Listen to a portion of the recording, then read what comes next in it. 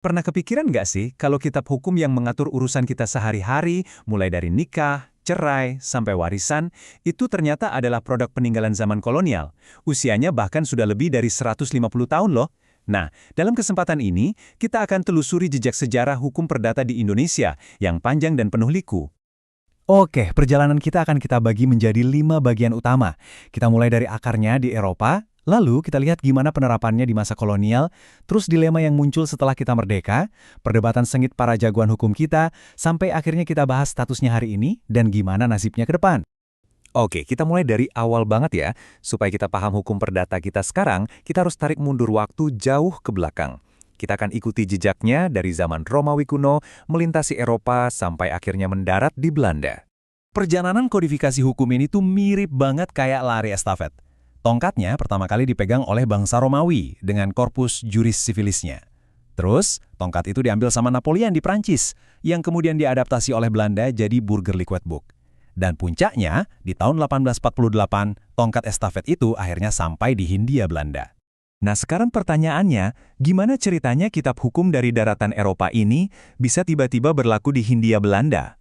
Kuncinya ada di dua hal. Satu, prinsip yang namanya asas konkordansi. Dan yang kedua, tentu saja, politik hukum pemerintah kolonial saat itu. Asas konkordansi ini, kalau kita sederhanakan, intinya begini. Hukum yang berlaku di tanah jajahan harus sama atau setidaknya selaras dengan hukum di negara penjajah. Jadi, asas inilah yang jadi semacam tiket masuk atau landasan hukum bagi Belanda untuk menerapkan hukum mereka di sini. Dan akhirnya, momen resminya pun tiba. Lewat sebuah lembaran negara atau yang kita kenal dengan istilah Stadsblad, pemerintah kolonial menetapkan tanggal 1 Mei 1848 sebagai Hari H. Nah, tanggal ini penting banget karena inilah hari di mana Burgerlijk Wetboek secara resmi mulai berlaku dan menancapkan akarnya di Nusantara. Tapi, disinilah letak problematisnya. Belanda nggak menerapkan hukum ini untuk semua orang. Justru sebaliknya, mereka memecah penduduk jadi 3 golongan. Orang Eropa dan Timur asing, mereka wajib pakai hukum Belanda. Sementara kita, kaum bumi putra, dibiarkan pakai hukum adat. Sistem ini menciptakan sebuah ketimpangan hukum yang luar biasa sejak awal. Lanjut, kita merdeka tahun 1945. Tapi, kemerdekaan itu ternyata nggak otomatis menghapus Burgerlijk Wetboek.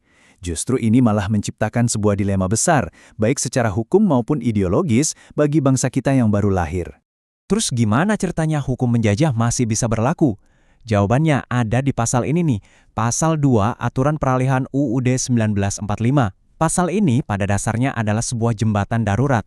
Isinya bilang, semua hukum lama tetap berlaku sampai kita bisa bikin yang baru. Nah, pasal inilah yang secara nggak langsung ngasih napas buatan buat hukum kolonial untuk tetap hidup. Tujuannya sebetulnya sangat praktis, yaitu untuk mencegah apa yang disebut sebagai kekosongan hukum, atau dalam bahasa hukumnya, Rechtsvakuum. Coba bayangkan kalau nggak ada aturan ini, bisa-bisa terjadi kekacauan di masyarakat karena nggak ada hukum perdata yang jelas. Tapi, ya itu tadi, ini memicu satu pertanyaan fundamental yang jadi perdebatan puluhan tahun. Emangnya pantes, kita bangsa yang udah merdeka, tapi urusan pribadi kita masih diatur oleh hukum bikinan penjajah? Nah, perdebatan ini bukan perdebatan biasa loh. Isinya adalah para raksasa hukum Indonesia. Masing-masing dari mereka punya pandangan dan visi yang beda-beda banget soal nasib KUH Perdata peninggalan Belanda ini. Setelah bertahun-tahun berdebat, akhirnya, boom, ada satu gebrakan besar. Tahun 1963, Mahkamah Agung mengeluarkan Surat Edaran Nomor 3. Ini bukan surat edaran biasa. Ini adalah sebuah langkah yang sangat berani, yang mencoba mengubah status BW secara fundamental. Ide dari SEMA 1963 ini bisa dibilang sangat radikal pada masanya.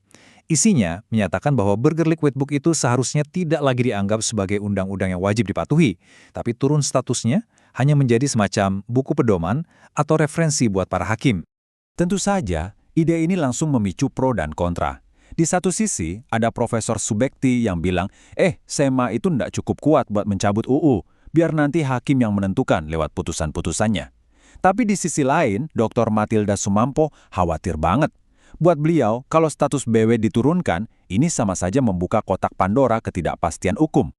Nah, di tengah perdebatan panas itu, muncullah Profesor Mahadi dengan sebuah jalan tengah yang cemerlang.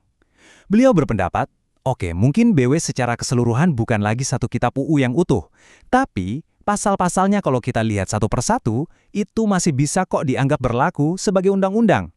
Oke, jadi setelah semua drama dan perdebatan panjang itu, gimana dong nasib BW sekarang? Nah, sekarang mari kita lihat kondisinya di era modern dan coba kita terka-terka seperti apa masa depannya.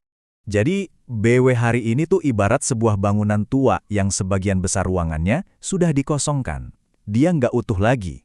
Aturan soal perkawinan, soal tanah, itu semua sudah diganti oleh undang-undang buatan kita sendiri. Sekarang, fungsi BW lebih mirip seperti dokumen sejarah sebagai rujukan atau buku panduan saja, bukan lagi kitab hukum yang sakral. Dan ini membawa kita pada sebuah pertanyaan penutup yang terus terang cukup menohok.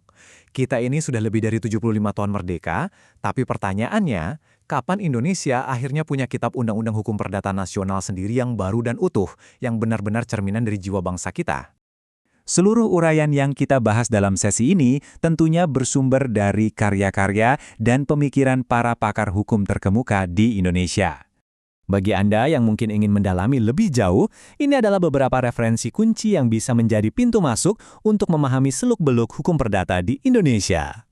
Terima kasih banyak atas perhatiannya. Semoga penelusuran singkat kita ke dalam lorong waktu sejarah hukum ini bisa memberikan wawasan yang bermanfaat. Sampai bertemu lagi di pembahasan menarik lainnya.